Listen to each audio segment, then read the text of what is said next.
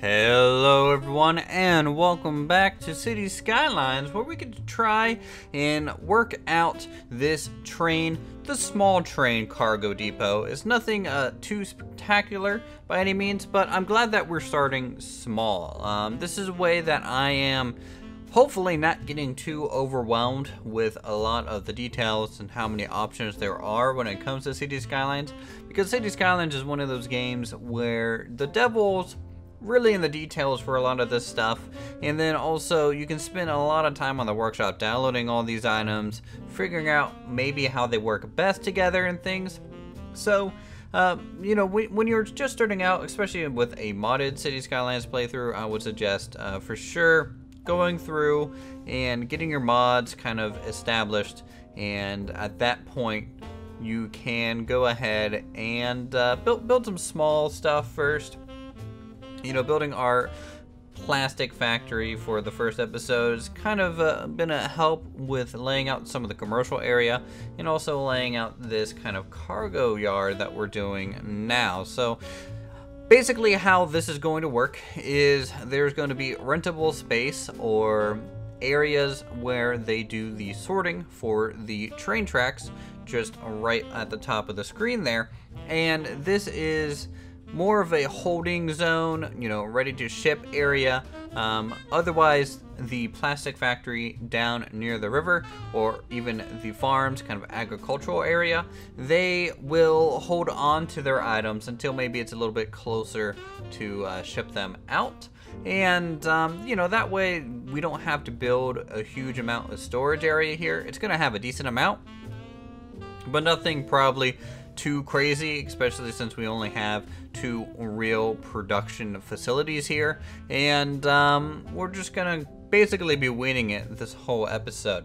We're gonna be using these cargo containers, and these are pretty cool. There's a lot of variety when it comes to cargo containers. I feel like people really focus on this when it comes to creating mods and towns.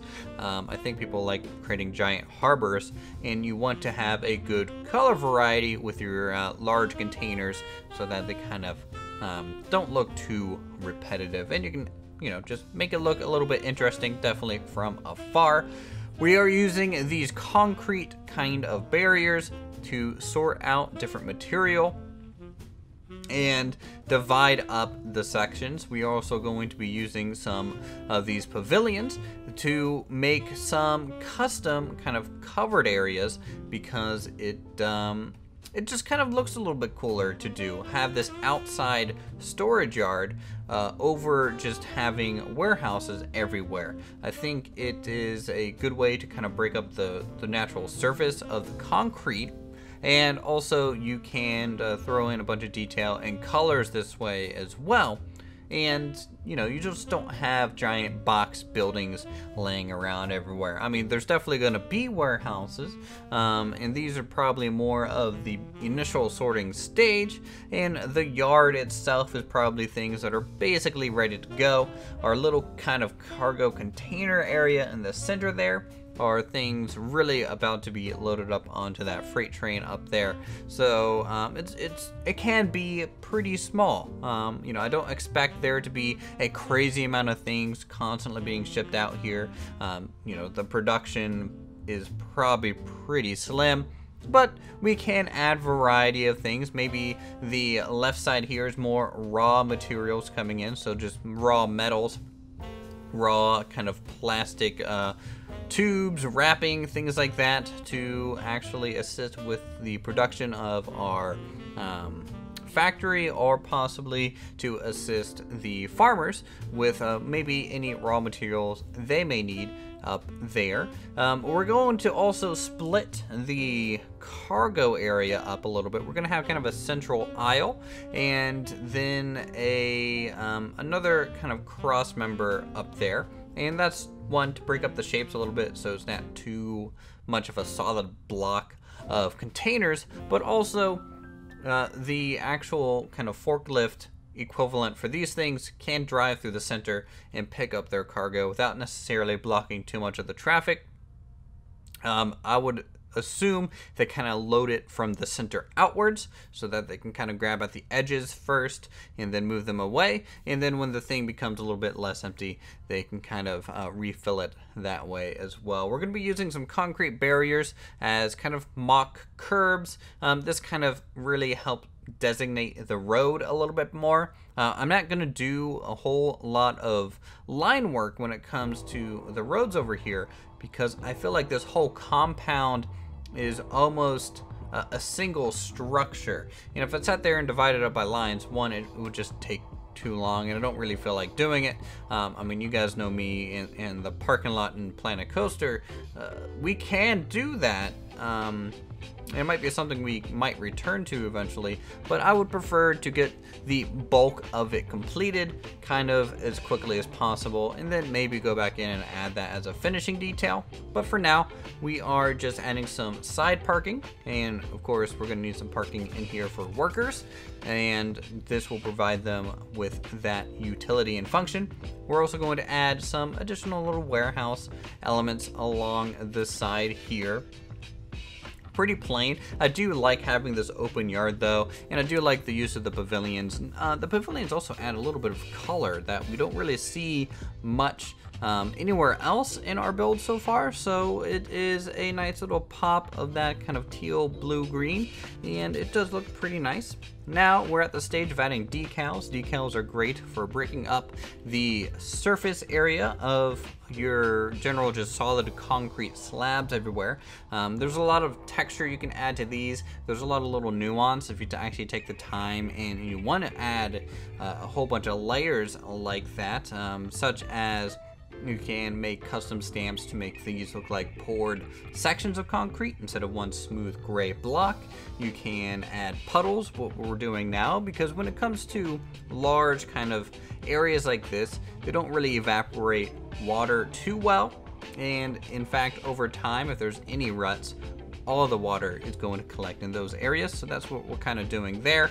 We're also filling in the gap a little bit between the rails and preparing for the little detail pass along the edges and adding that extra greenery bit, which will help kind of seal this from the rest of the town. You know, you don't want the town necessarily to be looking at this giant cargo yard. I guess when I say giant, it's in comparison to the town itself, it's actually pretty small. And, you know, you just don't want the people to be looking at that all the time. So they kind of tuck them away. That's also why we tuck the factory away down near the river. And it's just to kind of help separate the two areas. The farms are fine, just because they're not really tall. And just a little hedgerow can really block the view from there. But these tall kind of industrial buildings kind of need some taller foliage to kind of block their sights. We're going to be adding some cones just for some flavor here and there, add some barrels of course, and now we get to start filling out the greenery. So we're going to just do some sparse vegetation first, and then we're going to get closer to the fence and get some taller shrubs, and then as you get those down, you can add some taller tree elements as well, and then just spread out some thicker sparse grass just so you get some patches here and there. You can also mix up the decals a little bit so you can get some greens, some more sand, some dirts, because this is kind of, you know, in an industrial area, so you don't want this pristine green field right beside of it. You kind of want this patchy area where maybe things have been left for a little bit, killed some of the grass in spots, and then it transitions back into its normal terrain the farther away you get from here. So that's kind of what we're doing now. We're even going to start decorating around the rail line. I do want my rail lines to have some pretty cool foliage going along pretty much their whole length. And that is to basically encourage me to eventually download the first person view for some of these trains, and eventually when the actual build is complete, we'll take a ride on a lot of these rails, and they need to be detailed out enough to where that will look pretty cool. So, you know, a lot of little low-lying grass close to the rail, and then the farther away you can kind of increase the height value, because that's just kind of how you see a lot of these areas. You know, occasionally if it's kind of way off in the countryside, you might have trees really close to the rail, but it's just a whole lot easier to maintain if you have so much feet clearing to each side. And so that's kind of what I'm representing here. We're even going to throw in some rocks to help break up the surface from all of this grass texture that we're dropping down. And so far the FPS has been holding fairly strong at 40, and I don't think it's going to get much worse than that, really. You know, we're looking at pretty heavily detailed areas, and when I zoom out, the LOD kind of gets rid of them, and then my FPS goes back up to 60. So right now, I'm pretty happy with the performance of our mods, and eventually, as the detail keeps building and building, I hope that it's not going to drop too much more. I have a feeling the simulation, once that kind of starts really kicking in, because right now we have no one living here, that is probably going to be the main source of lag for us eventually. But we'll kind of cross that bridge when we get there. So here we are, just detailing out along the track, continuing that using decals, of course, taking a peek around because I do want to have a little bit of a concrete area right here underneath the bridge. Now these things are kind of common. Underneath the bridges are pretty nice spots to kind of store some old equipment or things like that, because bridges, you know, generally don't have much kind of greenery growing around it. And so we're going to make this kind of ruined old construction storage yard. And the thinking behind this was when they originally built, say, the factory down to the south, and then the actual rail yard up above it, they needed a kind of a base of operations per se. And of course you kind of build those around the construction yards, but as those buildings get complete, you kind of need a middle point. So to me, this is like the old original place where they might have stored some equipment or possible some materials to help like lay down concrete or to lay down some additional things. And so it's just kind of overgrown, kind of old and patchy at this point. And I just kind of like the looks of this. It's also going to help tie in the two different zones together a little bit more, and help just make that industrial area feel a little bit more cohesive, because there's some concrete patches going up through this whole area in general. So we're gonna have some tubes, we're gonna have some old signs, some old guardrails that are just kind of left laying around with some traffic cones, traffic barrels, possible pallets lying around, some old building materials as well that they just really bought but never really did anything with, so it just kind of got lost to time. Some old bulldozers. Now these kind of look a little bit more pristine than they are, and you know, I guess there's nothing wrong with potentially them still using this area as a potential launch point to help maintain some of the roads, but they're just not interested in making this area look nice anymore. It's just irrelevant at this point. So we're gonna do that, blend in a lot of the dirt around the area, and then we're gonna do pretty much a lot of the same foliage work that we've been doing up near the train tracks. So starting out sparse, and then the farther away we get from this fence line, we'll be able to increase the density more and more, and then you kind of create that wall of green that you see kind of right there at the edge of a forest, and that will transition into a lot of the alpine kind of tall pine trees that you see a lot of the area around the whole town. The town name, still don't know what to call this place. It is one of those things that's on my mind, but for now maybe we'll name it after it's completed, just because it is one of those things where maybe the town's not fully fleshed out, and so what to call it, it's kind of escaping me right now, but we'll hopefully pick a name soon. And of course you guys can leave a comment down below on any name suggestions that you may want to see. Now you want to try and keep some of the greenery kind of fresh in between these areas, and just kind of keep it sparse when you're able to. That'll help kind of make the forest areas look more dense than they actually are. So at this point, we're pretty much done with today's speed build. I'm gonna go ahead and kick it over to real time. We'll take a look and see what you think. Okay, so here we are taking a look at the large kind of material storage area here next to the rail system, and a train is actually leaving right now. This is actually one of the modded trains, and we'll take a look at it here in a second. I paused the simulation so it just doesn't run away from us, but here we are. We have 2 yards essentially, and the structure here is one providing a little bit of a wall. Of course we have a wall dividing them as well, but this is a little bit more visual, and so it's pretty nice to have this as a break between the 2 areas, because one, it's gonna load in from a little bit farther away. Sadly, a lot of the stuff disappears when you zoom out, but you know, it's okay. Most of the time I'm about at this level, so everything is pretty much there and visible. So we got some containers along the side, some empty, some not so much. We have some greenery going sparsely through here, some cracks forming in the concrete. We have our material piles just kind of neatly sorted from wooden to covered wooden elements, boxes, crates, some bricks, some piping left over, which is not connected. I'll have to fix that.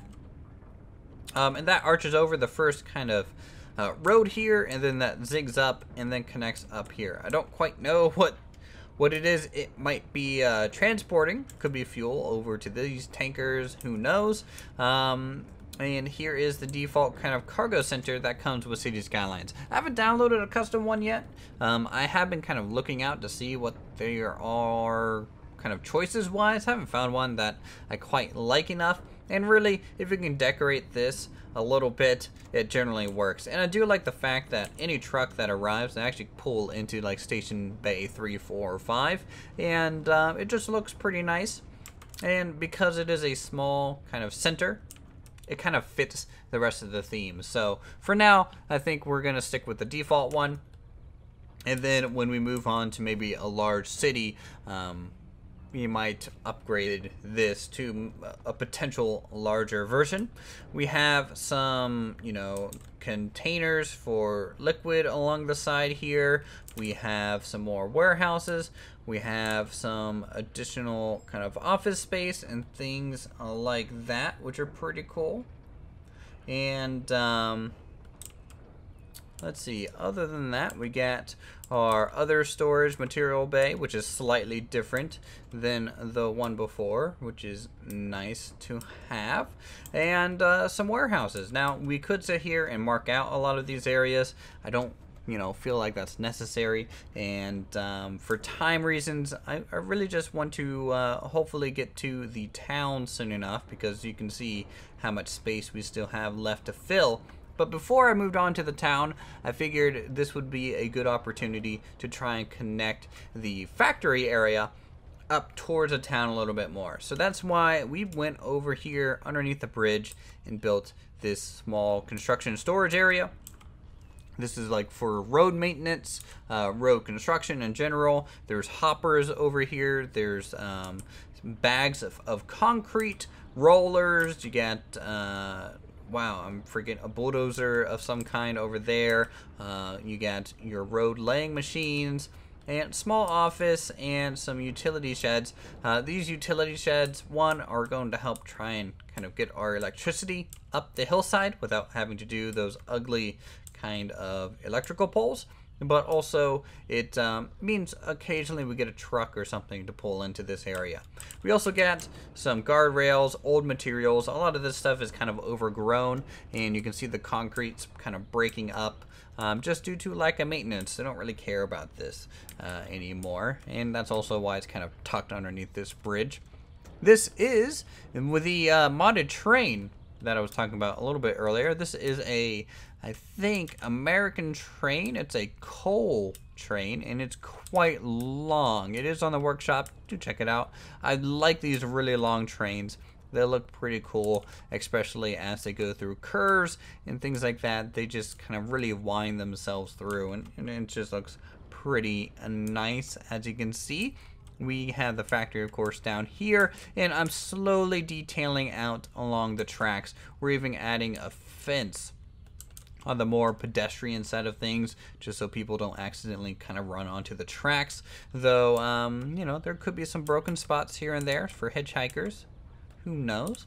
You get some cool little underbrush along these bridges as well, and we just kind of filled in this area along the edge of the factory. So it's just everything is slowly being tied and pulled upwards. And I think next episode we could just start the town. So if we hit play real quick, I just enjoy seeing that train go through our little mountain pass that we have going on right now. And I still need to decorate the rest of the train and its second bridge down there. But for now, I think this is pretty much it for Cities Skylines. If you guys are enjoying this stuff, feel free to subscribe for more content.